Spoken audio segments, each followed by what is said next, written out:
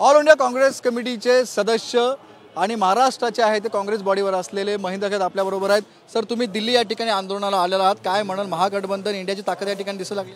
निश्चितपणे ज्या पद्धतीनं मोदी सरकारची हुकुमशाही चालली आहे, अरविंद केजरीवाल यांना जेलमध्ये टाकलं आहे, सोरेन यांना जेलमध्ये टाकलं आहे आणि ज्या पद्धतीनं काँग्रेस पक्षाला नोटीस त्यांच्या सुरू आहेत, दबंगशाही या देशामध्ये चालायला भीक घालणार नाही म्हणून इंडिया आघाडीच्या ताकद इथं दाखवण्यासाठी आणि अरविंद केजरीवाल सोरेन यांना तुम्ही सोडलं पाहिजे अशा प्रकारे राजनीती चालणार नाही। अरविंद केजरीवालचा कुठलाही दोष नसताना, काल पाहिलं असेल आपण कोर्टासमोर आर्ग्युमेंट झालं तरीसुद्धा त्यांना डांबण्यात आलं। प्रचंड असंतोष आज आपण दिल्लीमध्ये पाहिला आहे। आपण ज्या रस्त्यावर लोक येतात ज्या जोरामध्ये का केजरीवालांना बाहेर काढण्यासाठी तळागाळातली जनता रस्त्यावर आली आहे आणि म्हणून या हुकुमशाहीच्या विरुद्ध आज ही महारॅली होत आहे। इंडिया गठबंधनचे सगळे नेते इथं आज राहुलजी गांधी आहेत, सोनियाजी गांधी आहेत आणि बाकी शरद पवारपासून सगळे नेते इथं येत आहेत आणि त्याच्यामुळे निश्चितपणे याच्या विरुद्ध जो असंतोष आहे जनतेमध्ये तो 24च्या इलेक्शनमध्ये दिसणार आणि याच्यामध्ये मोदी सरकारला सत्तेवरून जावं लागणार। एकीकडे अटक सत्र सुरू आहे, दुसरीकडे आहे ते काँग्रेसचं फंड सुद्धा फ्रीज केले जात आहे।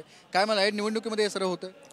या निवडणुकीला ते घाबरलेले आहेत की ज्या पद्धतीनं आज केजरीवालांनी त्यांनी अटक केली, सोरेनना अटक केली, ज्या पद्धतीनं काँग्रेसचा फंड गोठवण्याचा ते प्रयत्न करत आहेत, याचा अर्थ काय आहे की त्यांना ही निवडणूक फार अशक्य झाली, ते निवडून येणार नाही माहीत आहेत म्हणून महाराष्ट्रामध्ये त्यांनी शिवसेनेमध्ये फ्रॅक्शन केली। अजित पवारांनी ज्यांच्यावर अजितदादावर त्यांनी 70,000 कोटीचा भ्रष्टाचाराचा मोदी साहेबांनी प्राईम मिनिस्टरने आरोप केला आणि 7 दिवसामध्ये ते आतमध्ये आले, मशीनमध्ये टाकले।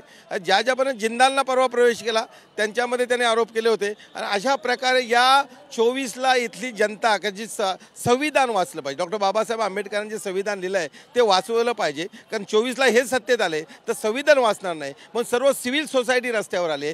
जनता त्रस्त आहे का महागाई अबकी बार मोदी सरकार, पुन्हा आता महंगाई की मार इतनी हो गई की मोदी सरकार अभी बाहर जाने वाली है। लोकांमध्ये रोष आहे।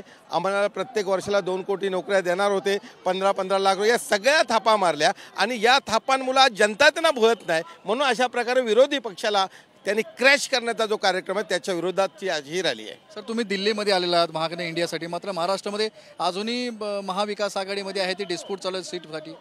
काही डिस्प्यूट राहिलेला नाही आहे। परवा आमची संयुक्त पत्रकार परिषद ज्याच्यामध्ये तिन्ही महाविकास आघाडीची होत आहे त्याच्यामध्ये सीट शेअरिंगचं तुम्हाला समजून जाईल। यावेळेला महाराष्ट्रच मोदींना गाडण्यासाठी अग्रेसर आहे आणि म्हणून निश्चितपणे महाराष्ट्रामध्ये काही जे काय डिस्प्यूट आहेत ते आमचे आहेत ते आता सॉल्व्ह होणार आणि 3 तारखेच्या पत्रकार परिषदेमध्ये ते जाहीर होईल का आम्ही महाविकास आघाडी ही त्यांना महायुतीला ज्या त्यांनी बांधलेलं कडबोलं जे आहे, जे शिंदेना घेतले, अजित पवारांना घेतले, अजून कोणाला घ्यायला बघतात, प्रत्येकाला ईडीचा आणि इन्कम टॅक्सचा दाग दाखवतात, त्यांना गाडल्याशिवाय महाराष्ट्रामध्ये मोदी सरकारला गाडण्याचा कार्यक्रम होणार। तुम्ही 3 तारखेला पहा, आमच्यातलं सर्व जे मतभेद आहे ते मिटलेले असणार आहे। नक्कीच आपण पाहतो की लोकतंत्र बचाव या रॅलीसाठी आता महाराष्ट्रातले नेते सुद्धा येऊन आपला पाठिंबा देताना दिसत आहेत।